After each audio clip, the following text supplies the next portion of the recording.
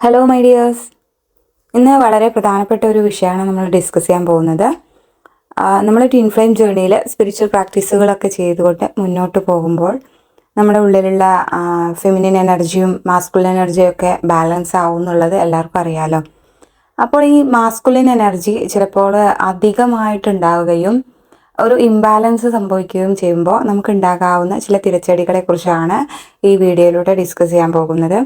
അപ്പോൾ നമ്മുടെ masculine energy എന്ന് പറയുമ്പോൾ നമ്മുടെ ഒരു ഇന്നർ സ്ട്രെങ്ത്, പവർ എന്നൊക്കെ പറയില്ലേ, അത്, പിന്നെ കോൺഫിഡൻസ്, ബൗണ്ടറീസ് സെറ്റ് ചെയ്യാനുള്ള കഴിവ്, ഇതൊക്കെ തിരിച്ചറിയുകയും നല്ല രീതിയിൽ പ്രകടമാക്കുകയും ചെയ്യുമെന്നുള്ളതാണ്.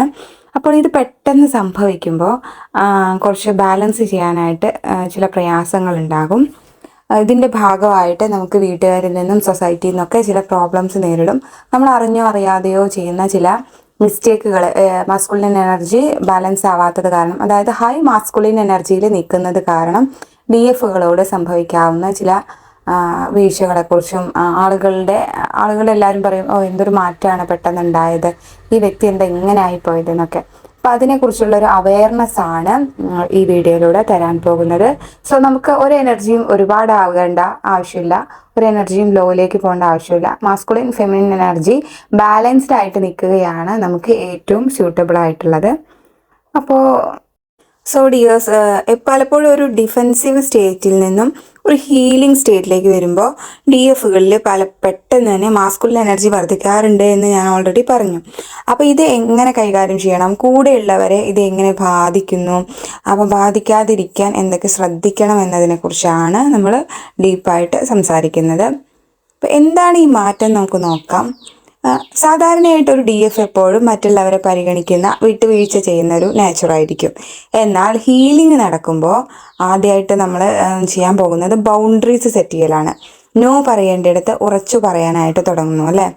അപ്പോൾ രണ്ടാമതായിട്ട് നമുക്ക് ലോജിക് ഓവർ ഇമോഷൻ എന്നുള്ളൊരു സ്റ്റേറ്റ് വരും. അമിതമായിട്ടുള്ള ആ വൈകാരികത, പണ്ട് എല്ലാത്തിനും ഇമോഷൻ കൊടുക്കുന്ന ഒരവസ്ഥ മാറിയിട്ട് കാര്യങ്ങളെ ലോജിക്കായിട്ട് തിങ്ക് ചെയ്യാൻ പറ്റും. അതായത് എന്തെങ്കിലും ഒരു ട്രിഗർ വന്നാൽ, അല്ലെങ്കിൽ എന്തെങ്കിലും ഒരു വിഷമം വന്നാൽ അതിനെ ഒരു എക്സ്പീരിയൻസ് ആയിട്ട് മാത്രം കണ്ടുകൊണ്ട് അതിൽ പണ്ട് നമുക്ക് കൊടുത്തിരുന്ന ഇമോഷൻസ്, സങ്കടമോ കരച്ചിലോ പ്രയാസങ്ങളൊക്കെ മാറ്റിക്കൊണ്ട് അത് ഈ കാര്യമെല്ലാം നല്ലതിനാണ്, ഈ കാര്യം സംഭവിക്കുന്നത് ഇന്നതിനാണ്, അപ്പോൾ ഒരു തേർഡ് പേഴ്സൺ ആയിട്ട് നടക്കുന്ന കാര്യങ്ങളെ നമുക്ക് വാച്ച് ചെയ്യാം എന്നൊക്കെയുള്ള നിലയിൽ നമ്മൾ വളരെയധികം ലോജിക്കിലേക്ക് കാര്യങ്ങളെ കാണാൻ തുടങ്ങുന്നു. നെക്സ്റ്റ് വന്നിട്ട് പ്രൊട്ടക്റ്റീവ് നാച്ചർ, നമ്മളെ തന്നെ സംരക്ഷിക്കാനുള്ള ഒരു കരുത്ത് ഉള്ളിൽ നിന്ന് വരുന്നു എന്നുള്ള ഒരു മാറ്റമാണ്. അപ്പം നമ്മൾ ഏറെ കാലമായിട്ട് കൊതിക്കുന്ന മാറ്റങ്ങളാണ് ഞാൻ ഈ പറഞ്ഞ 3 എണ്ണം. അപ്പം ഈ ഒരു 3 മാറ്റങ്ങൾ നമ്മളിൽ ഓവറായിട്ട് വരികയാണെങ്കിൽ എന്ത് സംഭവിക്കും എന്നറിയോ? അപ്പോൾ എനിക്ക് എൻ്റെ ലൈഫിൽ സംഭവിച്ചിട്ടുള്ളൊരു കാര്യമാണ്, ഞാൻ നോ പറയാൻ പഠിച്ചപ്പോൾ എല്ലാത്തിനും ചാടി കയറി നോ പറയാൻ തുടങ്ങി. അതായത് സാഹചര്യവും ഓപ്പോസിറ്റ് നിൽക്കുന്ന വ്യക്തികളുടെ മാനസികാവസ്ഥയും ഇതൊന്നും പരിഗണിക്കാതെ ഞാൻ എല്ലാത്തിനും ചാടി കയറി അങ്ങോട്ട് നോ പറയും. അപ്പം അതിൻ്റെ ഭാഗമായിട്ട് എനിക്ക് കൊളീഗ്സിൻ്റെ അടുത്ത് നിന്ന് പലപ്പോഴും ഞാൻ അവരുടെ ഒരു വിരോധത്തിന് പാത്രമാവേണ്ടി വന്നിട്ടുണ്ട്. അപ്പോൾ പിന്നീട് ഞാൻ മനസ്സിലാക്കി, ആ സിറ്റുവേഷനിൽ നോ പറയുന്നതിന് പകരം ഇതിങ്ങനെ ചെയ്താലാണ് കൂടുതൽ ബെറ്റർ എന്ന് പറയാമായിരുന്നു എനിക്ക്. അതല്ലെങ്കിൽ ഒന്നും പറയാതെ ആ കാര്യം ഏറ്റെടുക്കാതെ ഒഴിഞ്ഞു മാറായിരുന്നു. പല പാഠങ്ങളും ഞാൻ പഠിച്ചിട്ടുണ്ട് ചാടിക്കേറി നോ എന്ന വാക്ക് പറഞ്ഞതുകൊണ്ട്. എന്ന് കരുതി ആരോടും നോ പറയണ്ട എന്നുള്ളതല്ല പറയുന്നത്. നമ്മൾ സാഹചര്യങ്ങളെ വിലയിരുത്തി നോ എന്നുള്ള വാക്ക് വളരെ ആർക്കും ഹേർട്ടാവാത്ത വിധത്തിൽ നൈസായിട്ട് ഡീൽ ചെയ്യുകയാണെങ്കിൽ നമുക്ക് തന്നെയും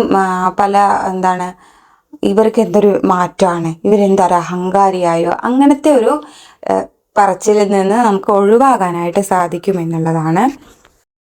അപ്പോൾ ഇത്രയും കാലം നമ്മുടെ കൂടെ ഉള്ളവരൊക്കെ മേ ബി കുട്ടികളായിരുന്നിരിക്കാം, നമ്മൾ സോഫ്റ്റ് ആയിട്ടായിരിക്കും അവരോട് ഡീൽ ചെയ്തിട്ടുണ്ടാവുക. പെട്ടെന്ന് റഫായിട്ട്, അതായത് ഉറച്ച തീരുമാനങ്ങളൊക്കെ എടുക്കുക എന്ന് പറയില്ല, ആ തീരുമാനങ്ങൾ എടുക്കുമ്പോൾ കൂടെയുള്ളവരൊക്കെ ഇത് എന്ത് പറ്റി, ഈ അമ്മയ്ക്ക് എന്താണ് ഇങ്ങനെ ഒരു മാറ്റം ഇപ്പം, അല്ലെങ്കിൽ ഇവൾക്ക് എന്താണ് ഇങ്ങനെ ഒരു മാറ്റം ഇപ്പോൾ എന്നൊക്കെ പലപ്പോഴും നമ്മുടെ കൂടെയുള്ളവർ ചിന്തിക്കാറുണ്ട്. സോ നമ്മൾ ഉറച്ച തീരുമാനം എടുക്കണം, പക്ഷെ അത് അവതരിപ്പിക്കുന്നത് എന്താ പറയുക, കൽക്കണ്ടം പൊതിഞ്ഞ വാക്കുകൾ എന്നുള്ള രീതിയിൽ അവതരിപ്പിക്കാൻ ശ്രമിക്കുകയാണെങ്കിൽ നമ്മുടെ ഒപ്പമുള്ളവരെ ബാധിക്കാതിരിക്കുക, നമ്മുടെ സ്പിരിച്വൽ ജേണി കൂടെയുള്ളവർക്ക് ഒരു ബാധ്യതയായിട്ട് മാറാതെ ശ്രമിക്കാം എന്നുള്ളതാണ് ഇതിൻ്റെ ഒരു പ്രത്യേകത.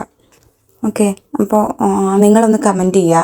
നിങ്ങൾ ഇന്നർ വർക്കൊക്കെ ചെയ്ത് പ്രോഗ്രസ്ഡ് ആയിരുന്ന സമയത്ത് അഹങ്കാരി അല്ലെങ്കിൽ വളരെ റഫായിട്ട് പെരുമാറുന്നവർ എന്നുള്ള മുദ്ര കുത്തപ്പെട്ടിട്ടുണ്ടോ എന്നുള്ളത്. അതുപോലെ എന്ത് കാര്യം പറയാനുള്ളത് തുറന്നങ്ങോട്ട് പറഞ്ഞതിൻ്റെ പേരിൽ പല ബന്ധങ്ങളും നഷ്ടപ്പെട്ടിട്ടുണ്ടോ? അപ്പോൾ നമ്മൾ പറയും ലോ വൈബ്രേഷനിലുള്ള പലരും പോകുന്നല്ലേ. ചിലത് ലോ വൈബ്രേഷൻ ആയതുകൊണ്ട് മാത്രമായിരിക്കില്ല പോകാൻ. നമ്മുടെ മാസ്കുലിൻ എനർജി ഓവർ ആയതുകൊണ്ട് ആ ഒരു എന്താ പറയുക, നമ്മുടെ ഹൈ പവർ താങ്ങാത്തത് കൊണ്ട്, ഈ പറഞ്ഞ പോലെ അഹങ്കാരി എന്നുള്ള ഒരു ചിന്താഗതിയിലേക്ക് അവർ വന്നതുകൊണ്ടൊക്കെ ആയിരിക്കും പല ബന്ധങ്ങളും പോയിട്ടുണ്ടാവുക. അപ്പോൾ നിങ്ങളുടെ എനർജിയിൽ, നമ്മുടെ എനർജിയിൽ ഈ ഒരു ഇൻറ്റൻസിറ്റി ബാക്കിയുള്ളവരെ അസ്വസ്ഥരാക്കിയേക്കാം എന്ന അവയർനെസ് കൊടുത്തുകൊണ്ട് അപ്പോൾ ഒരു ബാലൻസ്ഡ് ആയിട്ട് അതിനെ പ്രകടിപ്പിക്കുകയാണെങ്കിൽ വളരെ നല്ലതായിരിക്കും. അപ്പോൾ ഈ സ്റ്റേജിലുള്ള DFകൾക്ക് ശ്രദ്ധിക്കാവുന്ന കുറച്ച് കാര്യങ്ങൾ ഞാൻ പറയാം. ഒന്നാമതായിട്ട് ആക്സെപ്റ്റൻസ്. നിങ്ങളുടെ ഉള്ളിലുള്ള ഈ പുതിയൊരു പവറിനെ നിങ്ങൾ പേടിക്കേണ്ട ആവശ്യമില്ല. ഇത് വളർച്ചയുടെ ഭാഗമാണെന്ന് ആക്സെപ്റ്റ് ചെയ്യുക. ദെൻ സെൽഫ് കമ്മ്യൂണിക്കേഷൻ നടത്തുക. സത്യങ്ങൾ തുറന്നു പറയുമ്പോൾ അത് റഫ് ആവാതെ നോക്കുക. എനിക്കിത് ഇഷ്ടമല്ല എന്ന് ഒറ്റയടിക്ക് മുഖത്തോക്കി പറയുമ്പം ചിലപ്പോൾ ഓപ്പോസിറ്റ് നിൽക്കുന്ന വ്യക്തി വളരെ വീക്കായിരിക്കും, അതല്ലെങ്കിൽ ദേഷ്യം പിടിക്കുന്ന ആളായിരിക്കും, അതല്ലെങ്കിൽ നമുക്കിട്ട് പണി തരാൻ നിൽക്കുന്ന ആളായിരിക്കും. സോ ആ പറയുന്നത് വളരെ കാമായിട്ട് നമുക്ക് പിന്നീട് ആലോചിക്കാം എന്നുള്ള രീതിയിലൊക്കെ കാമായിട്ട് പ്രസൻറ്റ് ചെയ്യാനായിട്ട് ശ്രമിക്കുക. നെക്സ്റ്റ് ഗ്രൗണ്ടിങ് ചെയ്യാമെന്നുള്ളതാണ്. മാസ്കുലിൻ എനർജി കൂടുമ്പോൾ ദേഷ്യം വരാൻ സാധ്യതയുണ്ട്. നിങ്ങളൊന്ന് കമൻറ്റ് ചെയ്യൂ, നിങ്ങൾക്ക് പിന്നെ ഇന്നർ വർക്ക് ചെയ്തതിൻ്റെ ഭാഗമായിട്ട് കൂടുതലായിട്ട് ദേഷ്യം വരുന്നുണ്ടോ എന്നൊക്കെ. അപ്പോൾ അത് ഒഴിവാക്കാനായിട്ട് നമുക്ക് പ്രകൃതിയുമായിട്ട് ഇടപഴകുകയോ അല്ലെങ്കിൽ മെഡിറ്റേഷൻ ചെയ്യുകയോ ഒക്കെ, പ്രോപ്പറായിട്ട് മെഡിറ്റേഷൻ ചെയ്യുകയോ ഒക്കെ ചെയ്യാം. അങ്ങനെ എനർജി ഗ്രൗണ്ട് ചെയ്യുക. ഇനി കുറച്ച് എമ്പതറ്റിക് ആവുക. മറ്റുള്ളവർക്ക് നമ്മുടെ ഈ മാറ്റം ഉൾക്കൊള്ളാനായിട്ട് സമയം വേണമെന്ന് മനസ്സിലാക്കുക. ഓർക്കുക, ഹീലിംഗ് എന്നാൽ പഴയ നിങ്ങളെ ഉപേക്ഷിക്കുക എന്നുള്ളതല്ല, മറിച്ച് നിങ്ങളുടെ എല്ലാ വശങ്ങളെയും ചേർത്ത് പിടിക്കുക എന്നുള്ളതാണ്. നമുക്കറിയാലേ, നമ്മുടെ ഷാഡോ സെൽഫിനെ ആക്സെപ്റ്റ് ചെയ്യലാണ് ആദ്യത്തെ പടി എന്നുള്ളത്. അപ്പോൾ നമ്മുടെ ഉള്ളിൽ തന്നെയുള്ള ശിവനും ശക്തിയും ഒന്നാകുമ്പോഴാണ് പൂർണ്ണത ഉണ്ടാകുന്നത്. അതായത് ഒന്ന് കൂടുതലും ഒന്ന് കുറവും ആയിട്ട് കാര്യമില്ല. നമ്മൾ ആളുകളോടൊക്കെ ഡീൽ ചെയ്യേണ്ട ആളുകളാണെങ്കിൽ, അതായത് ഫാമിലി, എല്ലാവർക്കും ഫാമിലി ഉണ്ടാകും, അല്ലെങ്കിൽ കൊളീഗ്സ് ഉണ്ടാകും, സൊസൈറ്റിയിൽ കുറേ ബന്ധങ്ങൾ ഉണ്ടാകും.